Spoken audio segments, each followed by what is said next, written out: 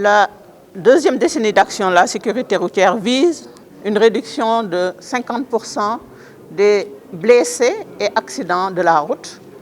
Et le plan national de sécurité routière du Sénégal avait pour objectif de le réduire à 35%, mais c'était un plan qui a été élaboré durant la première décennie d'action. Et les chiffres ont montré que le comportement humain impacte à 90%. Et le projet a bien voulu accompagner l'État du Sénégal, qui a beaucoup investi dans les infrastructures et le renouvellement du parc. Et nous les accompagnons pour le facteur humain. Et ce facteur humain, donc, on devait mettre les populations au cœur de l'action. Et c'est ce que le projet a essayé de faire.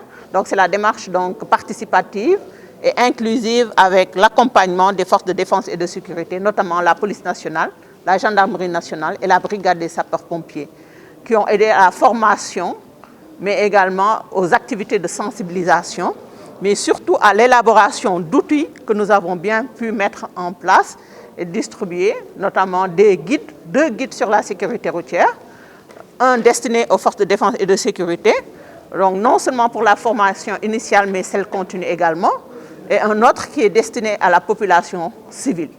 Pour tenir compte également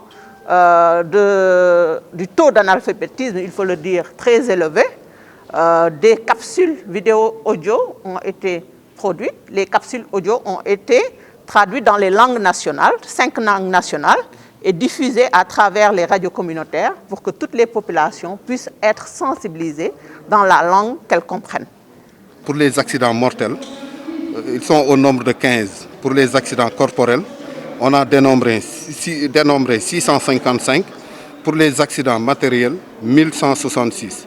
Au total, donc, on a un total de 1836, donc de janvier au mois de juillet. Il faut savoir que 90% des accidents sont causés par le facteur humain. Et je vais en profiter donc, pour sensibiliser les usagers concernant le non-port de masque pour les motos et l'utilisation du téléphone. L'utilisation du téléphone, le code de la route a été précis. Et le législateur a bien fait de dire usage de téléphone au volant. Des fois, on interpelle un usager, il dit que donc j'ai utilisé le kit. Ça, c'est pas bien.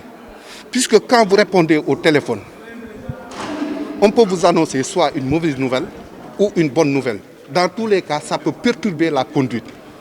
Donc c'est ce qui vise le législateur. Il faut que les usagers soient un peu conscients. Les passagers, ils doivent utiliser leur passage. On a créé des passages piétons et des passerelles. Donc ils n'ont qu'à prendre les passerelles et les passages. Sur l'autoroute également, il est formellement interdit aux passants de passer par l'autoroute. L'autoroute, ce n'est pas pour les passants. C'est pourquoi de temps en temps, vous voyez des éléments qui dévient les passagers, de leur demander d'emprunter les passerelles ou de les retourner. Puisque l'autoroute, c'est pour les véhicules.